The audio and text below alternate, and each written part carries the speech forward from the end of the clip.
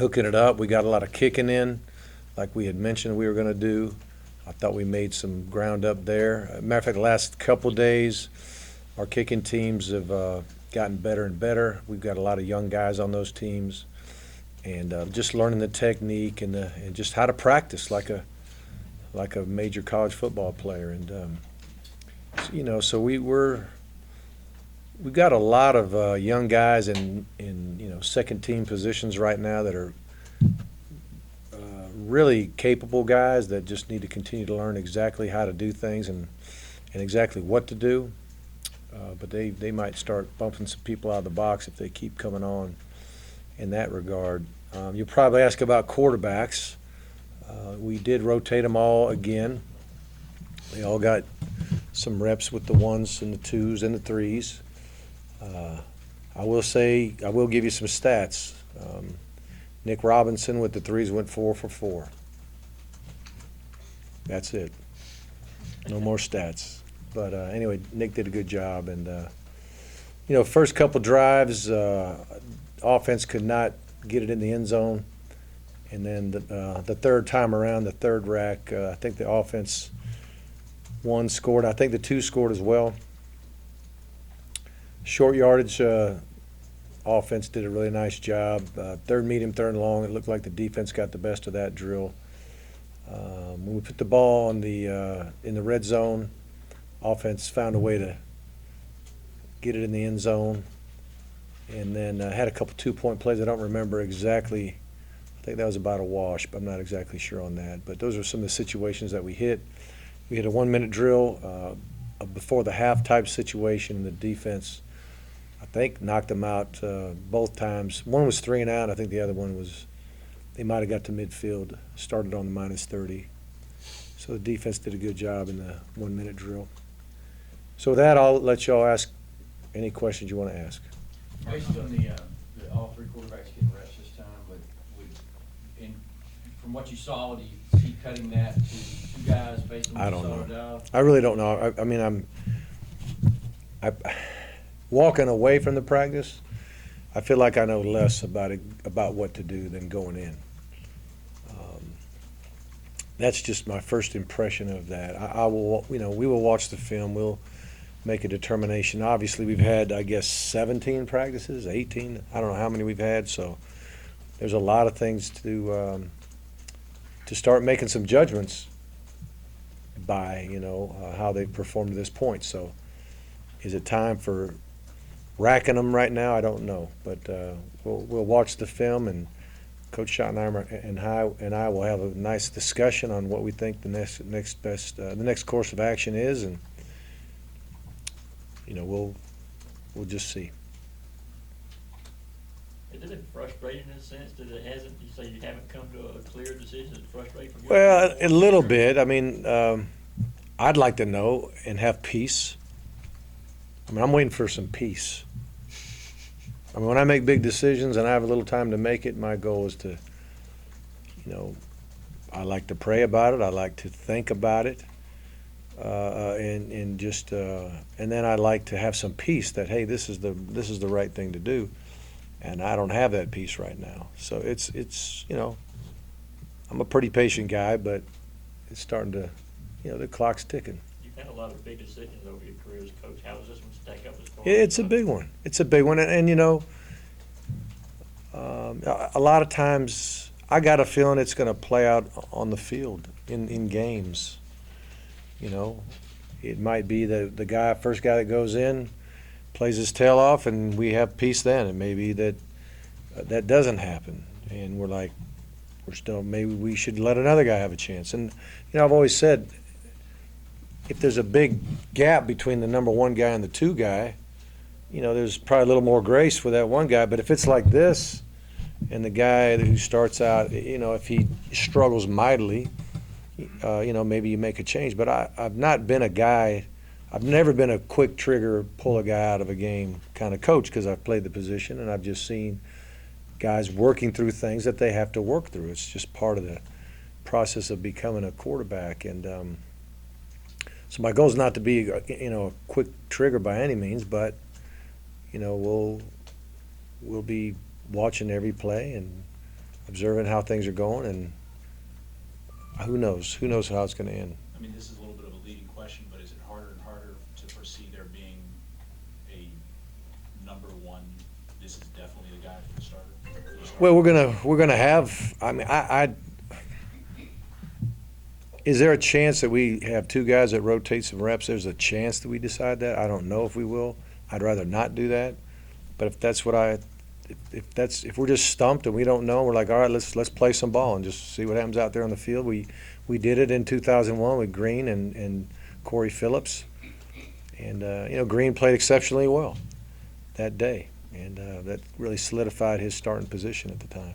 How was the rest of the offense able to block out the quarterback battle, so to speak, and focus on? I don't think they're thinking about that. I really don't. I think they're just used to everybody kind of rolling in and out of there.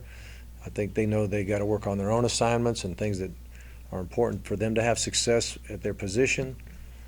And I don't think there's a click over here saying, man, it needs to be him or it needs to be him. I think if you gut level asked each one of them, they might have I think it would be a broad opinion of who they think should be the guy. I mean, at least through their performances in camp, is it reminiscent to Corey and Green for 2001? I can't remember that far back, but well, it was a situation where we weren't sure. We just weren't sure, and right this minute, I'm not sure. Coach Shoddy may feel different, and we may feel different after watching tape today too. But I'm sure they're in there right now getting started. So let's hurry. What's the level of the quarterback play? How are they performing? I think guys are having their moments, and then both ways. I wouldn't say anyone's ever been horrible by any means, but we want consistent decision making, wise decisions. We want accurate passing, and reacting to adversity in a positive way. And there's been a lot of really great things that have happened for all of them. There's been some things that were like, that'll get us beat, son. So it's just been enough of both that I haven't seen a clear front runner yet. Have you decided how you're going to tell them and how you're going to tell us? No. We'll figure that out. What about some standouts besides the quarterback position in this scrimmage? Bless you. I'll say this. Starting with the running backs, I mean, Chubb did get about 13 carries, did a nice job.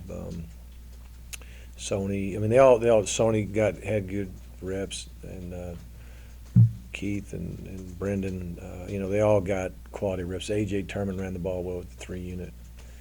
I thought the backs did a pretty good job. As far as the tight ends and receivers, it's kind of a blur to me without having the official stats to help me. But I know Malcolm made a couple nice plays in there.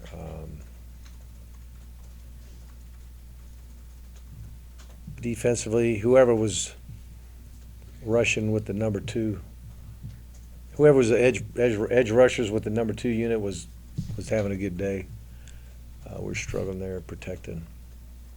Lorenzo again? There was a few guys in there. I think is more of I think I saw more of Bellamy in that spot today. But again, it's so many plays and so many situations.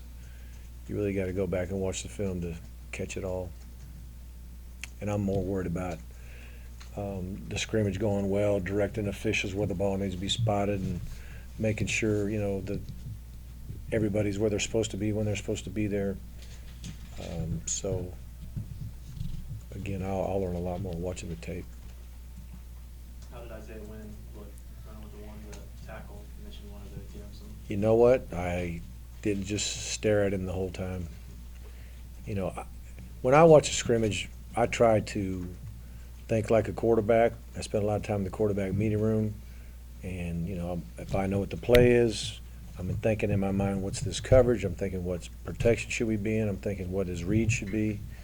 I'm kind of watching the game from a quarterback perspective, so I'm not really staring at the rush or staring at that kind of thing. So it's just a habit that I've had for years, and also because there's a big decision to be made, I've been focusing more on that. Anything major happen, injury-wise out there? You guys? Nothing major. I'm not going to say anything as far as names on anything yet, but we had nothing that would be like, oh my goodness, there's a long-term situation happening right here. Do you have anybody that you know is not gonna be available? For game one, well, name names of guys that you want to ask about, and I'll do my best. Christian Payne, Justin Southwest. Christian would be probably not game one. Maybe hopefully game two. Be my guess. Who else you say? Justin's coming last week. Yeah, I'm not sure we'll see Justin for a while, if at all. Kimbrough. Kimbrough and. Kimbrough, I think, will be ready real soon. He should be ready for game one. Reggie Carter. Reggie should be ready. Isaiah McKenzie should be ready. He's probably pretty close right now. Last question. You mentioned that you guys felt like you had some depth, some guys in that second unit that were very close to breaking through. How would you compare the depth this year to previous years?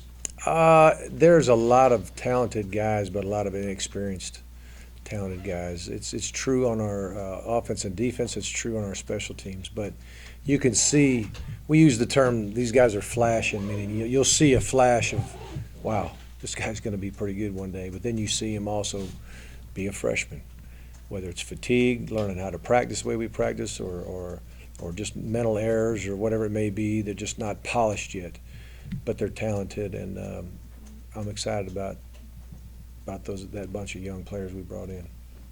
Okay.